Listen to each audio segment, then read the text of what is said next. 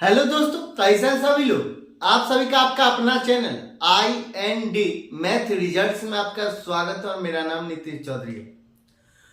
हम लोग प्रतिशत पढ़ रहे थे और प्रतिशत में हम लोग सवाल कर रहे थे। चलिए उससे आगे हम लोग सवाल देखते हैं। सवाल कहता है एक संख्या को x प्रतिशत बढ़ाया जाता है, वापस मूल संख्या लाने के लिए उसे कितना घटाना होगा।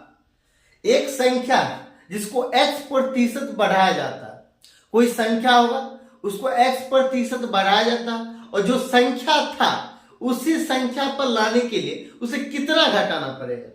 चलिए हम लोग देखते हैं। जैसे माना, हम लोग मानेंगे माना संख्या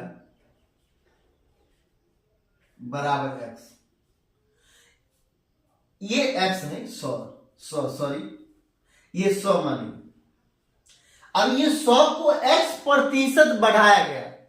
हम लोग माना संख्या x 100 माना संख्या 100 है, तो ये 100 को ये 100 है, इसको x प्रतिशत बढ़ाया गया मतलब 100 अब प्लस x प्रतिशत x 100 प्लस x। अब वापस मूल संख्या लाने के लिए मतलब पहले 100 था तो अब फिर भी 100 ही लाना है, जिसको कितना घटाना होगा, तो इसमें से x घटाना होगा। क्या जैसे में अब इसमें इस 100 को लाने के लिए क्या करना पड़ेगा, इस 100 को लाने के लिए क्या करना पड़ेगा, ये 100 को ये संख्या, ये पहले माने हम लोग संख्या 100, उसको x प्रतिशत बढ़ाएगा, ये x प्रतिशत बढ़ाएगा और इस संख्या को 100 बनाने के लिए इसमें से क्या घटाना पड़ेगा, x घटाना पड़ेगा।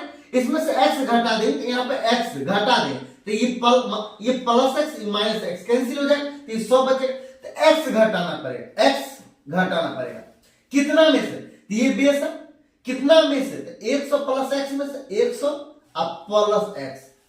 ये फ्रैक्शन में, इसको हम लोग प्रतिशत में बदलेंगे तो इसको 100 से गुना कर देंगे तो गुना 100 तो ये 100 x अब बट्टा 100 अब प्लस x प्रतिशत, यही आंसर है।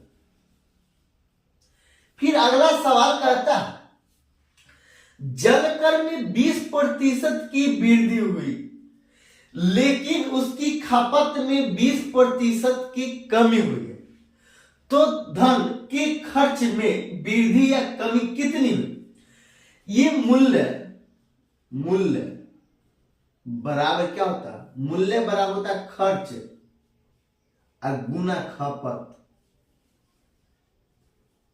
ये मूल्य बराबर क्या होता है, खर्च गुना खपत। तो कहता है जलकर में 20% की वृद्धि हुई है, मतलब 20% का फ्रैक्शन वैल्यू होता है 1/5, तो ये पहले 5 था अब हो गया 6। फिर आगे सवाल में कहता है लेकिन उसकी खपत में 20% की कमी हुई। 20% का फ्रैक्शन वैल्यू होता है 1/5, तो पहले 5 था अब हो गया कितना 4। ये दोनों के बीच में गुना का चिन्ह तो गुना, ये बराबर ये बराबर, ये 5 को 5 से गुना करते 25 हो जाएगा और ये 6 को 4 से गुना करते कितना हो जाएगा 24 हो जाएगा। और कितनी प्रतिशत की कमी हुई, तो 25 कितना कम होगा, 1 कम हुआ कितना में से 25 में से।